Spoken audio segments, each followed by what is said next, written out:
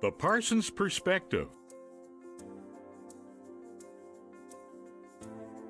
Hosted by Legends of Saltwater Fishing, Captain Lee Parsons. Sponsored by Icon Coolers, the cool alternative. What is the most important sense that a fish has? And you said sight, vibration. Yeah, sight, vibration, or sound. Or sound. And I'm going to go with what you told me other. It's D, all of the above.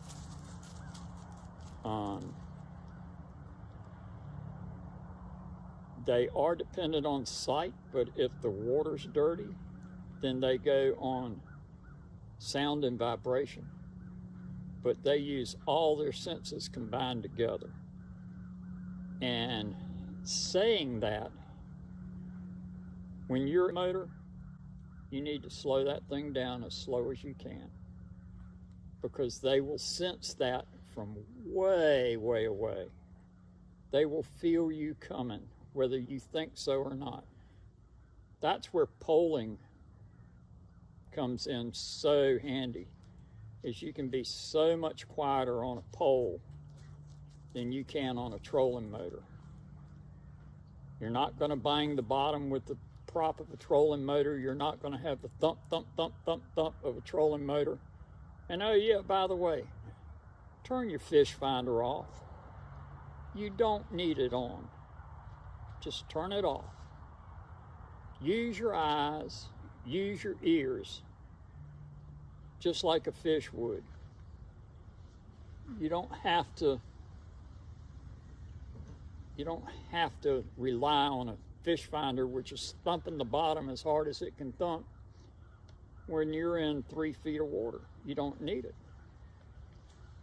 If you open your eyes, if you stop, look, and listen, you'll learn a whole lot more than staring at a screen. But a fish uses all those senses all the time. Speckled trout, for an example, he will feel the vibration of a lure. He will hear the rattle of a lure. He will see the reflection of a lure. And if you work it right, he will eat it, and he'll eat it really, really well. The big thing is for you to slow down and observe.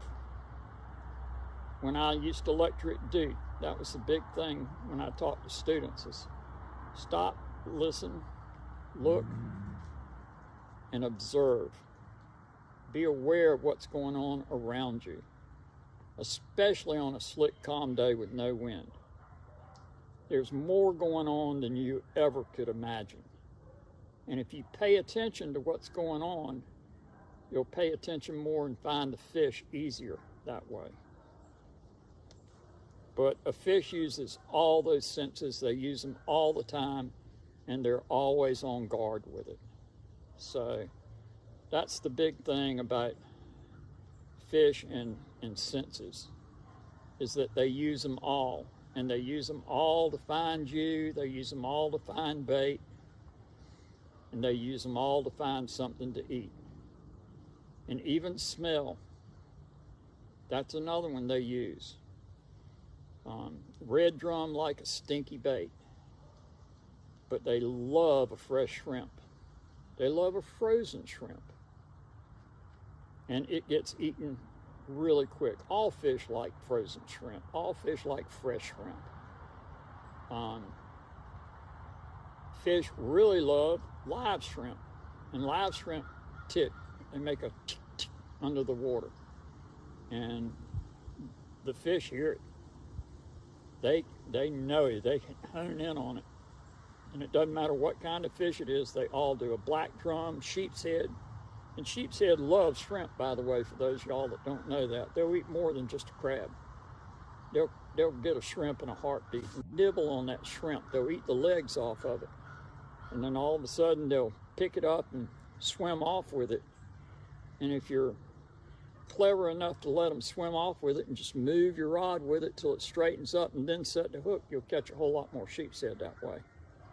But sheepshead loves shrimp, just like everything else does. Everything likes a shrimp. A shrimp is on the bottom of the totem pole. I wonder how we make it to where we have shrimp from one year after the other. Shrimp must be really, really smart. But yeah, fish uses every sense they got, from smelling it to seeing it to feeling it to hearing it. So